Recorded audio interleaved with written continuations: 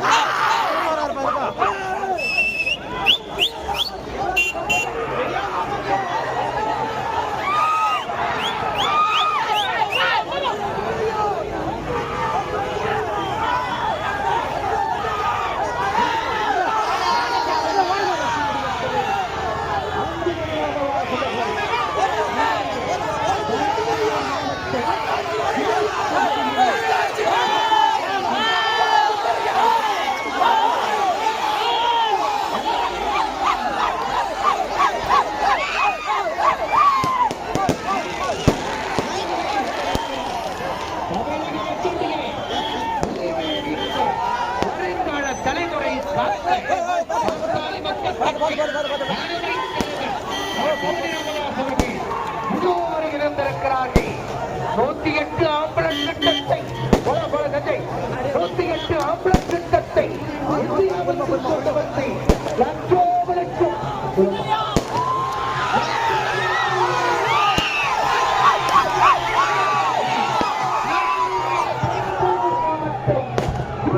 தொகுதியிலே பாட்டாளி மக்கள் கட்சியுடைய ஆற்றல்மிகு தலைவர் பசுமை நாயகர் மருத்துவர் அன்புமணி ராமதாஸ் அவர்கள் உரிமை மீட்பு நடைபயணத்தினுடைய தொடர்ச்சியாக இதோ வருகிறார். இளைஞருடைய எழுச்சி நாயகன் தமிழ்நாட்டு இளைஞர்களை நல்வழிப்படுத்த வேண்டும் என்று நினைக்கிறேன். அன்புமணி ராமதாஸ் அவர்கள் சஞ்சை போலாம் இதோ வந்து கொண்டிருக்கிறார்கள். 108 ஆம்புலன்ஸ் திட்டத்தை இந்தியாவுக்கு கொண்டு வந்து லட்சோபலட்சம் உயிர்களை காத்திட்ட அன்புமணி ராமதாஸ் அவர்கள் இதோ குன்னம் தொகுதியிலே உரிமை மீட்பு நடைபயணத்திலே பங்கேற்பதற்காக இதோ இருந்திருக்கிறார்கள்.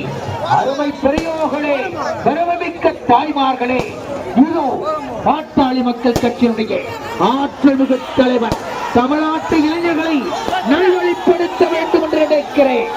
அன்புமணி ராமதாஸ் அவர்கள் இந்தியாவிலே பொது இடங்களிலே புகைப்பிடிக்க தடை சட்டம் கொண்டு வந்த அன்புமணி ராமதாஸ் அவர்கள் இதோ வருகை தந்திருக்கிறார்கள். சினிமா கொட்டகை என்கிற 2 அரங்கங்களிலே வாழ்க்கையை தொலைத்த இளைஞர்களை நல்வழிப்படுத்த நினைக்கிறேன். அன்புமணி ராமதாஸ் அவர்கள் இதோ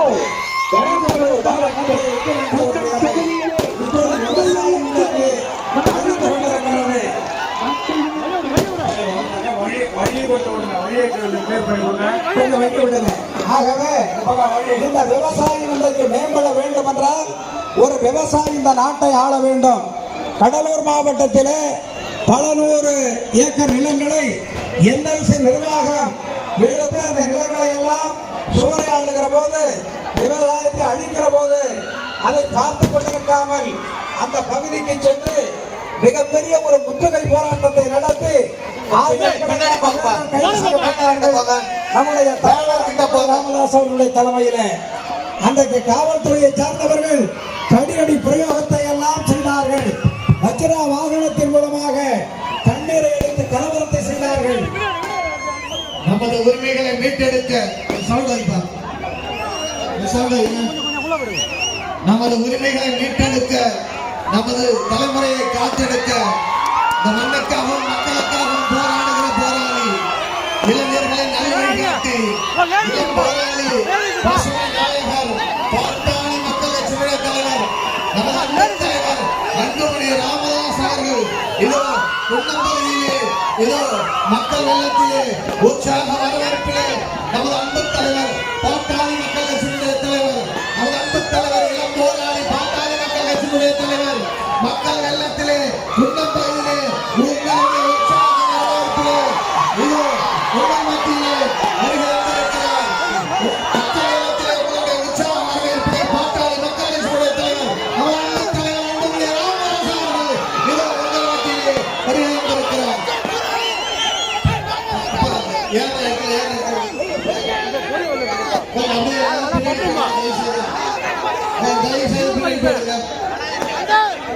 தயவுசெய்து எல்லாரும் பின்னாடி போயிடுங்க. இந்த பேனர் கிட்ட போயிடுங்க. தலைவருக்கு பின்னாடி எல்லாரும் போயிடுங்க. முன்னாடி யாரும் நிற்காதீங்க.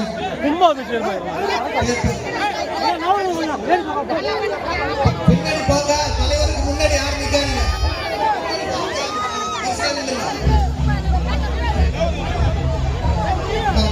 இந்த பாட்டை நிறுத்து.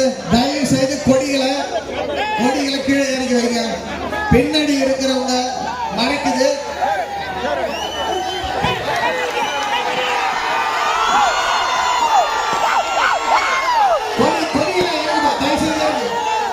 சொந்த பேச்சுகள் கொடியெல்லாம் இருக்கு. ஒயர் போகுது, பின்னாடி மறைக்குது. கொடியெல்லாம் இருக்கு. கொடியெல்லாம் இருக்கு. சொன்னதில்ல. கொடியெல்லாம் இருக்கு. தலைவர்களுக்கு வீரவே பரிசாக அளிக்கப்படுகிறது. வெற்றிவே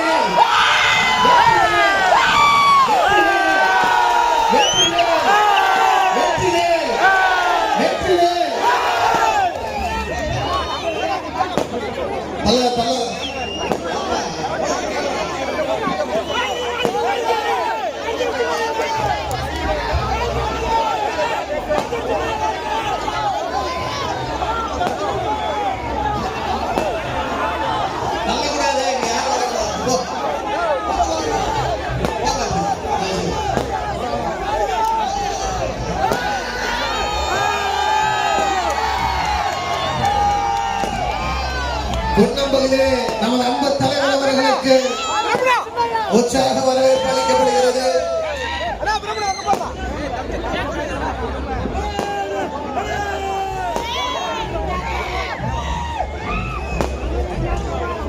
மாவட்ட செயலாளர் அவர்கள் தலைவர் அவர்களை வரவேற்கிறார்கள்.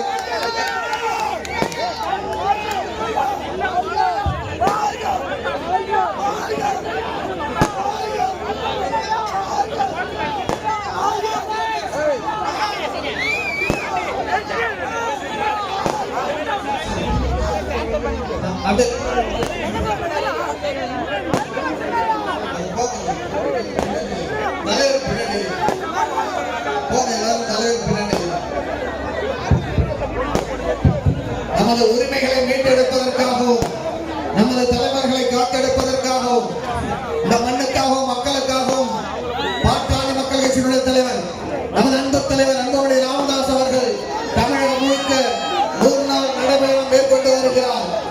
அதில் ஒரு பகுதியாக இதோ குன்னம் பகுதியிலே நடைபயண பொதுக்கூட்டம் இனிது தொடங்குகிறது. மாவட்ட செயலாளர் மரியாதைக்குரிய செந்தில் அவர்கள் வரவேற்று பேசுவார்கள்.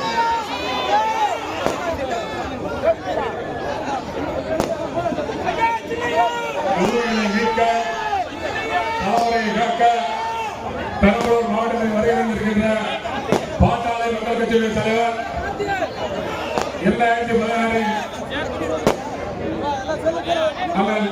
அன்புமணி ராமதாஸ் உள்ளிட்ட அனைவரையும் வருக என்று பாட்டாளி மக்கள் கட்சி பெரம்பலூர் மாவட்ட வருக என்று வரவேற்கிறேன். நன்றி, வணக்கம். மாநில அமைப்பு செயலாளர் மரியாதைக்குரிய சாமிதுரை அவர்கள்.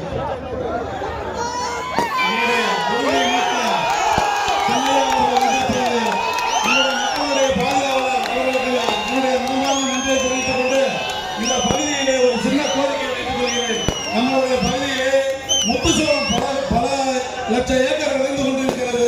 அதற்கு ஒரு விற்பனை விற்பனை கூடம் இந்த பகுதிக்கு வாங்கி கொடுத்து அதை அரசாங்கமே விலையை நிர்ணயித்து அதை மக்களுக்கு சிறப்பாக விலையேற்றி தருமாறு அன்போடு கேட்டுக்கொண்டு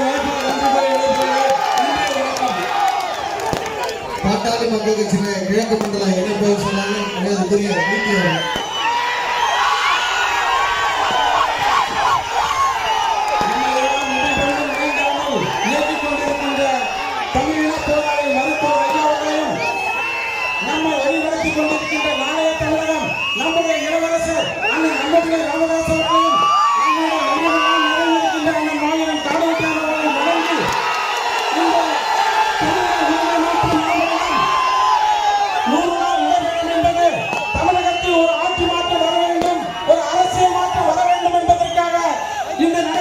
நம்முடைய மாண்புமிகு மருத்துவர் சென்னை அவர்கள் நடத்தி கொண்டிருக்கின்றார்கள்.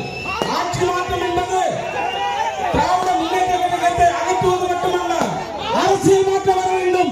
அரசியல் மாற்றம் என்பது மதியில்லா தமிழகம், புகையில்லா தமிழகம், ஒரு மக்களுக்கான அரசாங்கம், மக்களுக்கான அடிப்படை தேவைகளை செய்கின்ற அரசாங்கம் ஆக வேண்டும் என்பதற்காக இந்த 100 நாள் நடைபயணத்தை நம்முடைய சென்னை அவர்கள் இங்கே துவங்கி இருக்கின்றார்கள்.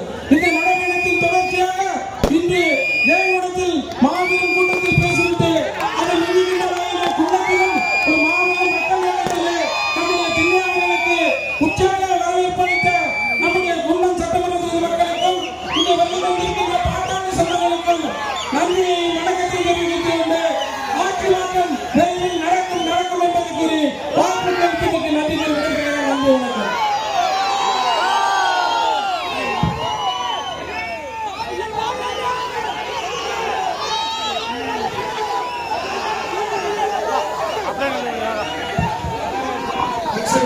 பொதுச் செயலாளர் மரியாதைக்குரிய வடிவேல் ராமன் அவர்கள். இந்திய அரசு நலனியல்துறை அமைச்சர் நம்முடைய தலைவர் மருத்துவர் அன்புமணி ராமதாஸ் அவர்கள் உள்ளிட்ட அனைவருக்கும் நன்றான வணக்கங்களை தெரிவித்துக் கொள்கிறேன். தலைவர் அவர்கள் ஒரு நெடும்பயணத்தை 100 நாள் நெடும்பயணத்தை மேற்கொண்டு வருகிறார்கள். தமிழக மக்கள் இன்று ஒரு கொடிய காட்டாட்சியை சந்தித்துக் கொண்டிருக்கிறார்கள். இந்த காட்டாட்சியை கொடியவர்கள் ஆட்சியை நீக்கி ஒரு நல்லாட்சியை ஏற்படுத்துவதற்காக, நாட்டு மக்களிடையே விழிப்புணர்வு ஏற்படுத்துவதற்காக நம்முடைய தலைவர் அவர்கள் 100 நாள் நடைபயணத்தை மேற்கொண்டு இன்று பொன்னம்மாள் மக்களை சந்தித்துக் கொண்டிருக்கிறார்கள். எனவே அன்பார்ந்த பெரியவர்களே, தாய்மார்களே, நண்பர்களே, நீங்கள் அனைவரும் வருகிற சட்டமன்ற தேர்தலிலே நம்முடைய தலைவர் அவர்கள் பின்னாலே அணிவகுத்து நின்று தமிழகத்திலே ஒரு ஆட்சி மாற்றம் ஏற்படுத்துவதற்கு நீங்கள் எல்லாம் முன்வர வேண்டும் என்று அன்போடு கேட்டு விடைபெறுகிறேன். நன்றி. அடுத்து நாம் ஆவலோடு எதிர்பார்த்துக் கொண்டிருக்கிற ஒரு சிறந்த தலைவருக்கு என்னென்ன குணநலங்கள் வேணுமோ, என்னென்ன ஆற்றல்கள் வேணுமோ அத்தனை குணநலங்களையும் அத்தனை ஆற்றலையும் ஒருங்கே பெற்ற தலைவர் பாட்டாளி மக்கள் கட்சியினுடைய தலைவர் நம் அன்பு தலைவர் அன்புமணி ராமதாஸ் அவர்களை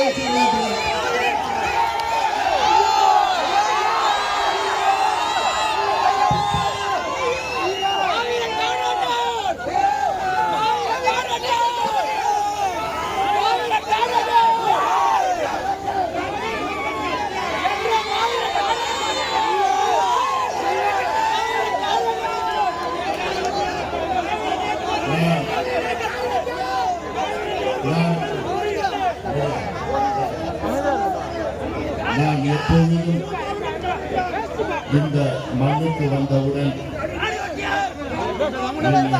பாசத்தோடு வரவேற்பார் காடுவெட்டியார் அவர்கள்.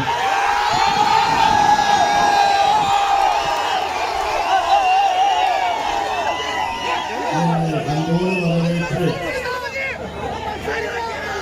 எனக்கு தைரியம் சொல்லி எனக்கு பக்கபலமாக இருந்து நம் மக்களை திரட்டி சமூக நீதிக்கான உரிமைகளை மீட்டெடுக்க வேண்டும் என்று போராட்டம் செய்து நம்மை ஒன்றுபடுத்திய என்னுடைய அன்பு அண்ணன் காடுவெட்டியார்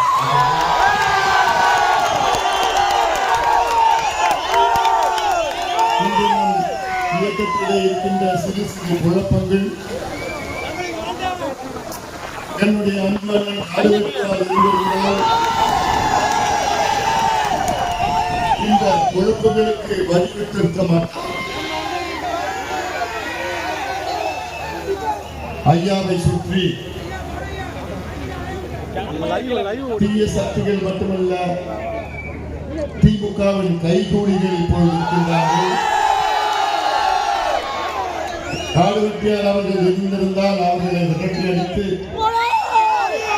ஐயாவிடம் தெளிவாக சொல்லி இந்த சூழலை தவிர்த்திருப்பார். அந்த வகையில் அண்ணன் காடுவெட்டியார் அவர்களை நான் மட்டுமல்ல, நீங்களும்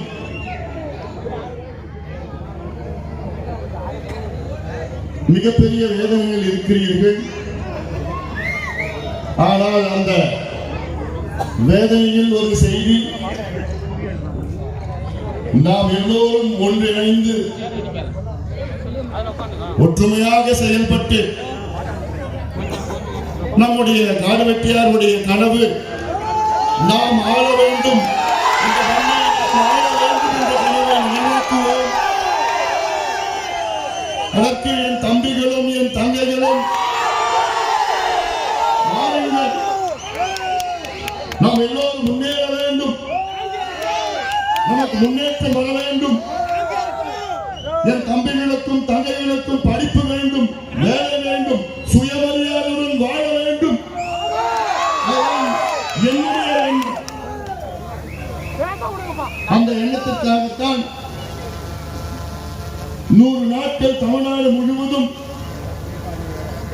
அனைத்து மாவட்டங்களுக்கு சென்று அனைத்து தரப்பு மக்களை சந்தித்து சென்னை பகுதி, வடக்கு கடலோடு பகுதி கும்மிடிப்பூண்டிக்கு சென்றேன், திருவள்ளூர் மாவட்டத்திற்கு சென்றேன், தென்கோடு பகுதி கன்னியாகுமரி மாவட்டத்துக்கு நான் சென்றேன், அங்கே மக்களை சந்தித்தேன். கிழக்கு பகுதி நாகை மாவட்டம், தஞ்சை மாவட்டம், திருவாரூர் மாவட்டம், மயிலை மாவட்டம், மயிலாடுதுறை மாவட்டம், மேற்கு பகுதி கோவை மாவட்டம், திருப்பூர் மாவட்டம், ஈரோடு மாவட்டத்துக்கு நான் சென்றேன். இப்படி பல மாவட்டங்களுக்கு சென்று மக்களை சந்தித்து நாம் எல்லோரும் ஒன்று சேர வேண்டும் என்ற எண்ணத்தில், குறிப்பாக இந்த கேடுகட்ட வன்னியர் விரோத, மக்கள் விரோத திமுக ஆட்சியை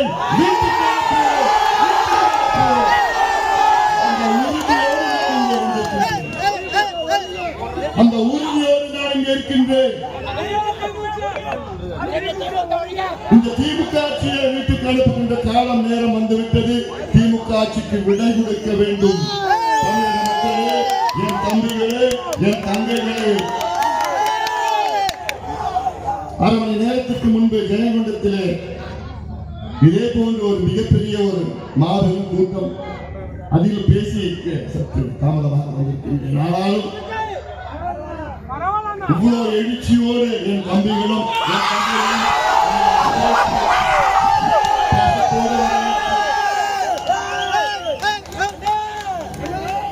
இந்த பாசம், அன்பு,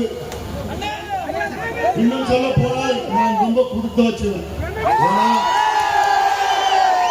தமிழ்நாட்டில் வேற எந்த தலைவருக்கும் இது போன்ற தம்பிகளும் தங்கைகளும்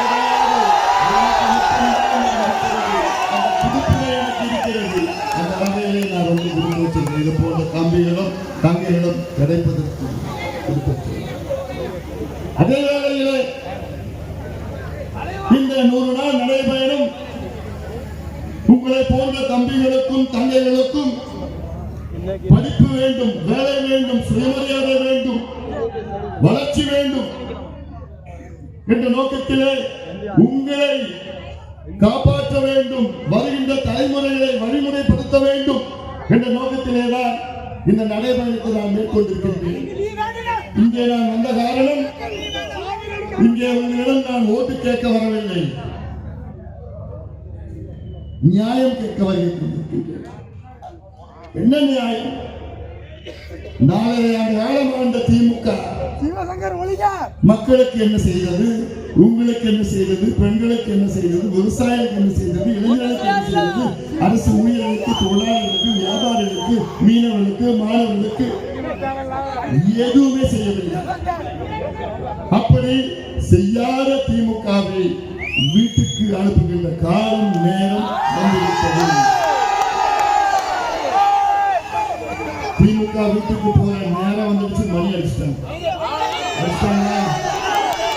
அப்படி எழுச்சி மிக்க என்னுடைய 100 நாள் நடைபயணம். இது பொதுக்கூட்டம் கிடையாது, இது வந்து மாநாடு தான் சொல்லுவேன்.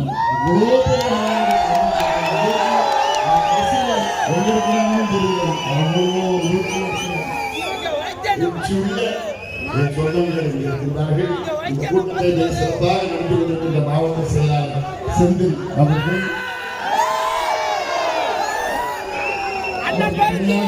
விளக்கு மண்டல இணைப்பு செயலாளர் வைத்தி அவர்கள்,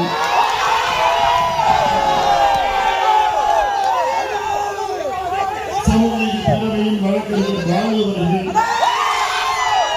மாநில அமைப்பு செயலாளர் TMP திருமாவளவன் அவர்கள், செல்வராஜ் அவர்கள், சாமிதுரை அவர்கள், தங்கதுரை அவர்கள், ராசேந்திரன் அவர்கள், அன்புச்செல்வன் அவர்கள், சுப்பிரமணியம் அவர்கள், கண்ணபுரான் அவர்கள், வரதராஜ் அவர்கள், அலமேல் அவர்கள், அம்பிகா அவர்கள், சதுர்கா தேவி அவர்கள், எனக்கு முன்பு பேசிய பொதுச் செயலாளர் வடிவேல் ராவணன் அவர்கள், தலைமை நிலை செயலாளர் வழக்கறிஞர் பேராசிரியர் செல்வகுமார் அவர்கள், ஜெயராமன் அவர்கள், தர்ம அவர்கள், ஆறுமுகம், ஆலயமணி அவர்கள், தட்சிணாமூர்த்தி, கார்த்திகேயன், வெங்கடராமன், கஸ்தூரி அவர்கள், ஜெயக்குமார் அவர்கள் மற்றும் செல்ல ரவி அவர்கள், திருமுருகன் அவர்கள், தனவேல், ராசா, பிரபு, சிவசூரியன், உதாக்கர், கதிரேசன், ஜெயபிரகாசன், ஐயாசாமி, கரிகாலன், சீனிவாசன், சிவசேகர், முத்துசாமி, ரமேஷ், ரஞ்சித் குமார், பிரசாந்த்,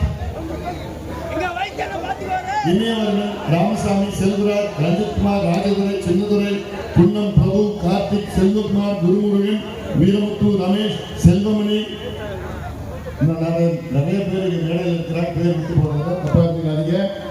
அது இல்லாமல் மேடையில் இருக்கிற அனைத்து நிலை நிர்வாகிகளுக்கும் இங்கே எழுச்சியோடு வீரத்தோடு ஆட்சி மாற்றம் நிச்சயம் என்ற முழக்கத்தோடு என் அன்போடு வரவேற்று என் தம்பிகளே, என் தந்தைகளே, என் சகோதரர்கள், தாய்மார்கள், அண்ணன்மார்கள், பெரியோர்கள், ஊடக நண்பர்கள், காவல்துறை நண்பர்கள், என் உயிரிலும் மேலான அன்பு பாட்டாளி சொந்தங்களே, மீண்டும் இந்த அன்புடைய பரிவார வணக்கங்களை தெரிவிக்கிறேன்.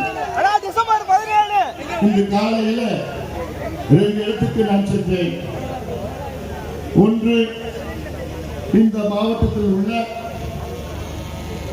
சிமெண்ட் தொழிற்சாலைகள் அதிகாரிகள் இருக்கிறது. இந்த பகுதியில் அதில் இருக்கின்ற சுண்ணாம்பு சுரங்கத்தை நான் பார்வையிட்டேன். அந்த சுண்ணாம்பு சுரங்கத்தை பார்வையிட்டு அங்கே போய் பார்த்தவுடன் இவ்வளவு பாதிப்பு இந்த மாவட்டத்திற்கு இதனால் இருக்கிறது.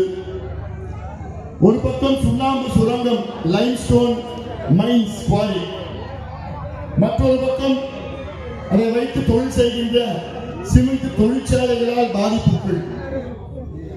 வெளியில் இருக்கிறவங்க நினைச்சுப்பாங்க அரியலூர், பெரம்பலூர் மாவட்டத்தில் அவ்வளோ சிமெண்ட் தொழிற்சாலை இருக்கு, இது பெரிய வளர்ச்சி வந்துடும், அங்க இருக்கின்ற பிள்ளைகள் எல்லாம் வேலை கொடுப்பாங்க, அங்க இருக்கின்ற பகுதியெல்லாம் வளர்ச்சி பெறுவாங்க, அந்த இவ்வளவு பெரிய சிமெண்ட் தொழிற்சாலை வச்சிருக்கிறாங்களே. 6 தொழிற்சாலைகள் நடக்குது.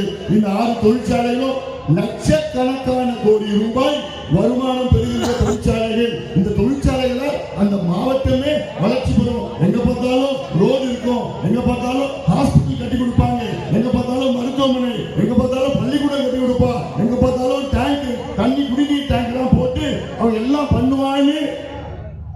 சென்னையில் இருக்கிறவங்க நினைச்சிட்டு இருக்கோம், மூச்சுட உள்ளயா காத்தாட்டி தூய காத்து இல்ல, மூச்சுட உள்ள. ஆனா இங்க வந்து பார்த்தா படுபாவிங்க நல்லா இருக்கீங்களா? ஒரு ரோடு கிடையாது, ரோட்ல தாரு கிடையாது. அந்த தாரில்லா ரோட்ல லாரிங்க அந்த சுண்ணாம்புகளை ஏத்தி வேகமா போய் நம்ம பிள்ளைகளையும் நம்ம தாய்மார்களையும் ஏத்தி ஆக்சிடென்ட்ல எவ்வளவு பேர் செத்துட்டு இருக்கிறார். ரோடு இல்லாத லாரி போய் ரோடு தேஞ்சு போச்சு. இந்த சுண்ணாம்பு சுரங்கத்தினால தண்ணி எல்லாம் உறிஞ்சி, உங்களுக்கு குடிக்கிற தண்ணி எல்லாம் உறிஞ்சி அந்த வெளியேற்றிட்டு இருக்கிறான். இந்த சுண்ணாம்புகளை எடுத்துக்கிட்டு சிமெண்ட் ஆலையில போய் அந்த சிமெண்ட் ஆலையில எரிச்சு எரிச்சு காற்று மாசு, மண்ணு மாசு, தண்ணி மாசுனா கெட்டு போச்சு. இதைத்தான் நீங்க சுவாசித்து இருக்கிறீங்க. இந்தியாவுக்கு கேட்டா வேலை இல்லை. ஆனா இந்தியாவிலையும் வேலை கொடுப்பான். இங்க உங்க மண்ணையும் சுரண்டி, உங்க தண்ணியும் நாசப்படுத்தி, உங்க காற்றையும் கெடுத்து அவன் கோடினா லட்சக்கணக்கான கோடி, ஆயிரக்கணக்கான கோடி கிடையாது, லட்சக்கணக்கான கோடி ரூபாயை கொள்ளையடித்துக் கொண்டிருக்கின்ற இந்த சிமெண்ட் ஆலைகளை என்ன என்கிட்ட ஆட்சி இருந்ததுன்னா அது ஒரே நாளை நான் மூடிடுவேன். ஒரே நாளை நான் மூடிடுவேன். இந்த மக்களுக்கு பயன்படாத எதுக்கியா மூட வேண்டும். நான் சொல்லிட்டு சரிதானே? ஒண்ணு இங்க இருக்கிற பிள்ளை வேலை இல்லை, ரெண்டு நீ நிலத்தடி நீரை நாசப்படுத்துற. அதுக்கு நீ என்ன செஞ்சிருக்கணும்? நீ நிறைய ஹாஸ்பிட்டல் கட்டி கொடுத்து இலவசமா இந்த மக்களுக்கு நீ செஞ்சு கொடுக்கணும். இல்ல அதுக்கு இல்ல அங்கங்க நல்ல பள்ளிக்கூடங்களை உருவாக்கி இந்த பிள்ளைகளை படிக்க வச்சிருக்கணும். இல்ல ஒவ்வொரு ஊர்லயும் நீ தண்ணி டேங்கை கட்டி கொடுத்து அங்க நல்ல தண்ணியை கொடுத்து குடிக்கிறது குடிச்சிருக்கணும். இல்லாத ஒரு சூழலை உருவாக்கணும். காத்த சுத்தமா வச்சிருக்கணும், குடிக்கிற தண்ணியை சுத்தமா வச்சிருக்கணும். எல்லாத்தையும் கெடுத்துட்டு எல்லாத்தையும் சுரண்டி அதுக்கு பிறகு